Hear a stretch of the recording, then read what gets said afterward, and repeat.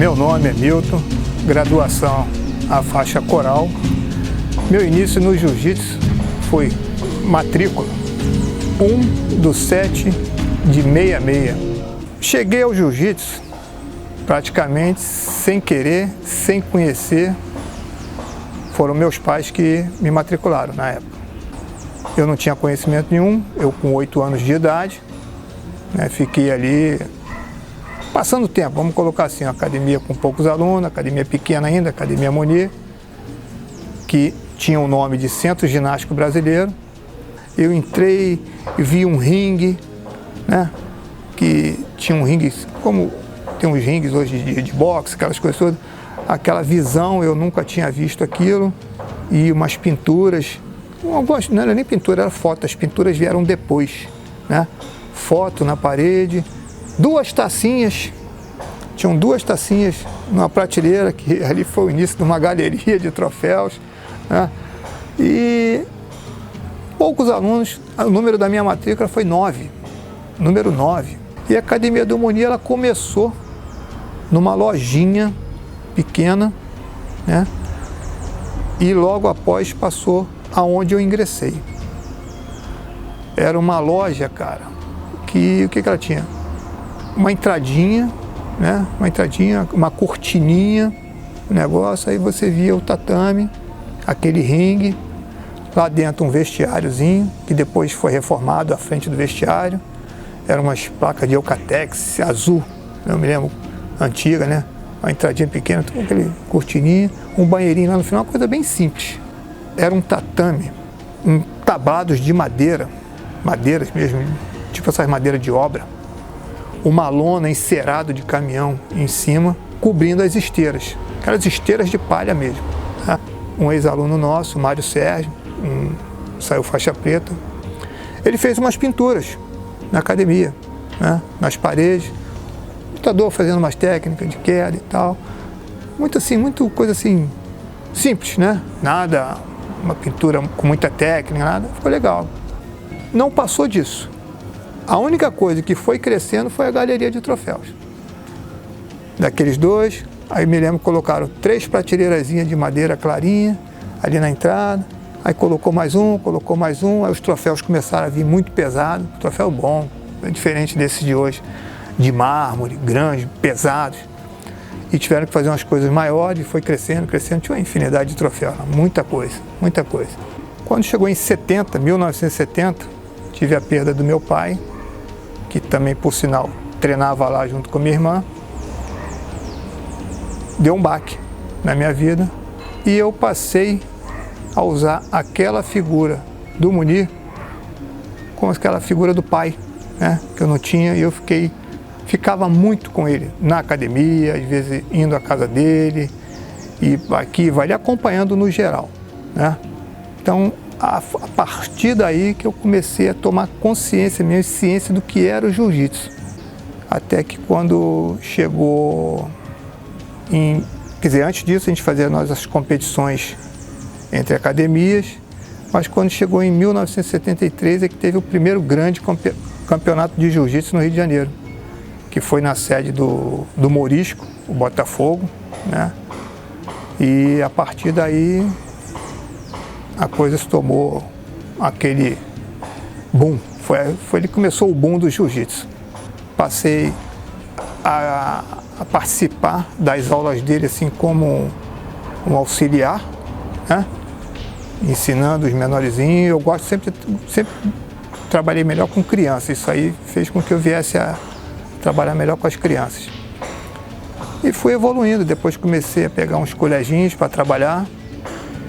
Eu já tinha nessa época já 16, 17 anos. Comecei novo nos colégios, né? Já tinha uma experiência de tatame, de como instruir. E fui levando. Depois de um tempinho, ingressei na faculdade, me especializei, né, em educação física, formado. E isso ajudou muito. O número de alunos na academia era pequeno, então era uma turma só para todo mundo, até o adulto, né? Ficava os pequenos, depois os pequenos iam embora e continuava um pouco mais com os adultos.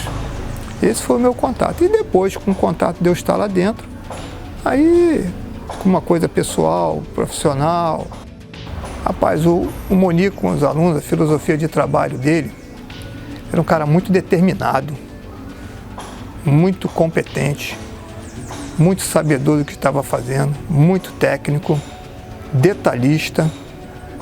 Então as características dele, eu absorvi muita coisa. Ele era militar, né? Ele, através da luta, essas coisas todas, ele foi ser militar, da Polícia Militar, e era enérgico. Então, todas as aulas dele começava com umas atividades de ginástica, exercício, né? Aquela técnica que eu e todos, né? Júlio vai lembrar disso aí.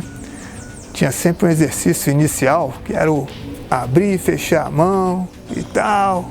E eu me questionava e todos os outros, ele virava para o lado, o pessoal arriava o braço, parava, tentava naquela de enganar.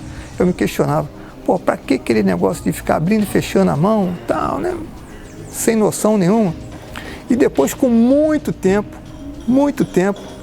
eu ingressando na faculdade, eu ingressei na faculdade em 78, depois de muito tempo, eu falei, vim ter o significado, o porquê daquele exercício, né? Pô, seria praticamente o primeiro passo dentro de uma luta. Você ter uma pegada, né? Trabalhar os músculos, as articulações da mão e do antebraço, é aquela pegada no atleta. Então você ter uma pegada. Aquele era o objetivo desse exercício. E até então, eu quando garoto, falei, que isso? Entendeu? Era como se fossem os rolamentos, né?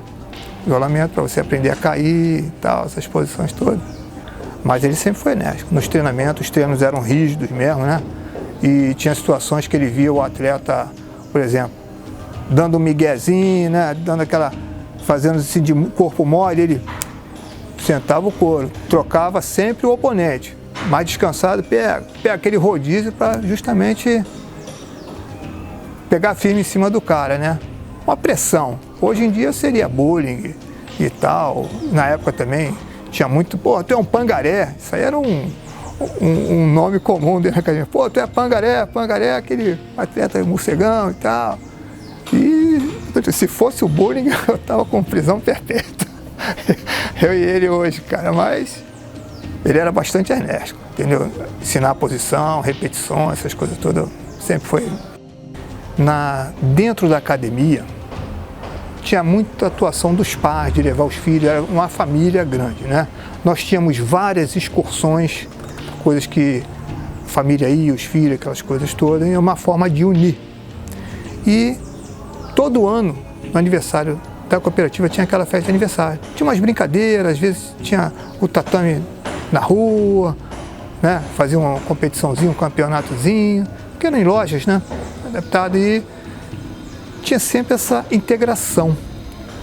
E numa das Olimpíadas que foi feita, as Olimpíadas interna da academia, ele pediu para uma das tarefas, um slogan para a cooperativa. Então foi feita uma faixa enorme, como se eu estivesse vendo aquilo agora, colocando lá no poste, Academia Moni, mania de campeão. Aquela faixa acompanhava nas competições. A academia era vencedora, tinha ônibus alugado, vinha faixa no ônibus, né? Vinha carro na frente com um troféu. Pô, naquela época eu cheguei a vir em cima de carro, né? Sentado ali em cima do vidro, né? No capô do carro, do teto do carro, apoiado com os pés no capô, segurando o troféu, cara. Pô, aquilo era a maior euforia. Os nossos treinamentos, cara, eram bem rígidos, eram mais duros do que, às vezes, uma própria luta. Que você saía tão preparado, acontecia comigo. Nós treinávamos muito, saíamos tão preparados, que às vezes você chegava lá num tatame e finalizava o adversário rápido e fica, pô, caramba, nem lutei. Dava aquele downzinho, né? Pô, nem lutei, pô, treinei pra caramba, cheguei. Você não lutou, mas tu fez um lutão. Curta no tempo, mas né, com resultado imenso. Então ele cobrava muita repetição de golpe, muitas técnicas. A técnica da Academia Moni era chave de pé. O cara era imbatível. Tinha competições que chegava numa luta, 1, 2, 3, 4, os caras ficavam malucos no negócio de chave de pé. Então, os atletas tinham um grupo bom, eu, Júlio, Ronaldo, Álvaro, Aldemiro. Eu sabia que dentro daquela luta ali ia acontecer uma chave de pé. Ia ser difícil do cara resistir. E ele também ensinava o seguinte, dentro da luta, o que eu falei, as variações. Você tenta uma coisa, não conseguiu, você tem uma habilidade para fazer outra, tá certo? E não só aplicar um golpe, como também saber se defender daquele golpe. O ataque do adversário, fazendo com que você tivesse posições de defesa e viesse daquela defesa proporcionar uma técnica sua e conseguir um ponto ou até uma finalização, certo? Agora, quando chegava treino próximo às competições, os treinos lá eram 2 vezes por semana e aos sábados. O sábado seria assim uma aula extra, vamos colocar assim. E quando chegava na competição, era treino todos os dias. O couro comia. Você tinha épocas que, às vezes, nessa época já não era mais o ringue. Já atuava com as placas de tatame, né? Aquela placa de arroz, né? E quando se desmontava aquilo para fazer, às vezes, a limpeza da academia, aquelas coisas, o que tinha de resíduo, de kimono ralado, né? Os kimonos eram ralados, não eram todos como trançados como hoje.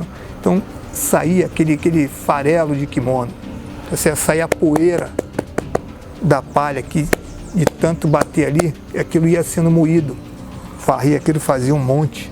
Então, quer dizer, o treino ali era muito forçado, direcionado ao cara ser, poderia não ser campeão, seria uma consequência, mas ele ia para ser campeão. E nós trabalhávamos aquele atleta e ele tinha um êxito, era campeão. Então aquilo era um orgulho muito grande, né? Você fazer o cara um campeão. Aí você teria que trabalhar o ser humano para ele sentir que ele tinha capacidade de ser um campeão. E para ser campeão ele tinha que ter várias outras qualidades até atingir aquilo ali. A academia era o foco, além de formar um cidadão, era ser campeão.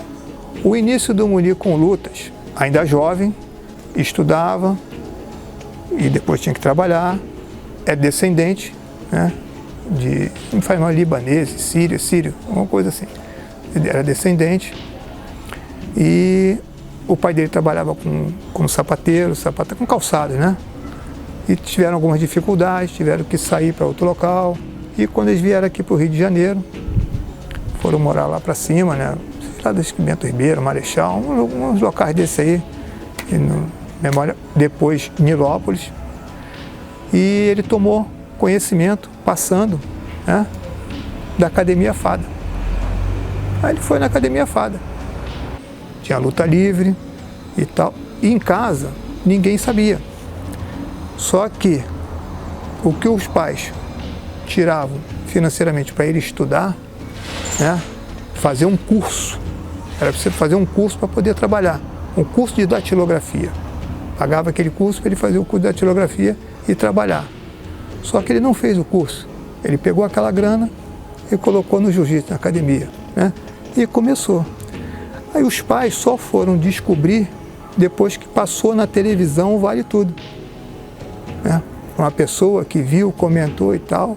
Aí, a partir daí, o segredo já estava descoberto. E ele fluiu. E apareceu na televisão, nos Vale Tudo. E aí, fulano viu, o segredo foi descoberto e foi o que deu, tá aí. O Milton, né? O Milton foi aquele aluno que praticamente era mais um, depois começou a crescer ali dentro, eu comecei a gostar, a amar o esporte, fui participando, fui começando a auxiliar nas aulas e fui pegando algumas coisinhas para me trabalhar, uns coleginhos, e fui gostando, e eu vivi dentro do jiu-jitsu até por muito tempo. E esse relacionamento meu com o Munir, cara, começou, vamos dizer assim, sem querer. Tomou um rumo maior com a perda do meu pai. Eu ficando ali mais dentro da academia e as coisas foram acontecendo. Automaticamente o convívio foi fazendo isso aí, a afinidade, né? Tínhamos a afinidade. Então, muita coisa que eu faço hoje, que eu aprendi na vida, tanto na parte pessoal, profissional, foi com os ensinamentos dele. Eu não tinha o meu pai físico, né? E ali eu tinha. Ele já era pai, ele tinha 3 filhas. Então eu não tive o meu pai dentro de casa, mas eu tive a figura dele como um pai, né? E eu aprendi muita coisa, me eduquei muita coisa com ele ali. O legado do Munir? Sim, claro. A minha personalidade, o meu jeito de agir, a lealdade, a verdade, isso ele sempre foi correto em todas as situações. Um cara que ajudava muita gente, né? Aluno, como amigo, alguns professores que passaram por lá, o Hamilton, o João Luiz, entendeu? Um cara super 10, super 10. Trago na minha vida, trago. A minha conversa com o Munir hoje seria agradecer, pedir obrigado por tudo que ele fez por mim, né? O que eu trago na minha vida, o aprendizado que eu tive com ele, né? Na minha parte pessoal, na minha parte profissional, e a experiência, a lealdade que ele transmitiu para mim, o carinho que ele transmitiu para mim, e aprendi com ele o lance da verdade, tá certo? Da lealdade, de você tratar bem ao próximo, que ele era um cara muito amigo, era um paizão, né? Vamos colocar assim, meu amigo para todas as horas, para mim quanto para as outras pessoas, não só para mim, mas muito meu amigo, me direcionou na vida, tá certo? Então eu creio que se eu tivesse aqui com ele agora, seria de carinho, de amor, de amizade, e sempre agradecendo e pegando novas experiências, porque a cada dia a gente aprende, né? Teríamos uma afinidade bem maior e eu acho que seria uma coisa muito boa, cara. Assim, felicidade de estar ali com aquela pessoa. A felicidade que eu tenho hoje de trazer o legado seria com a presença dele, presença física, entendeu? Seria uma coisa, seria fundamental na minha vida. Como também do meu pai, se eu tivesse com meu pai, né? Seria a mesma coisa, mas eu acabei vivendo pouco com meu pai, né? Vivendo pouco. E ali as coisas me ensinou o que eu tinha, mas eu tive uma grande valia ali na minha vivência como Munir, com certeza.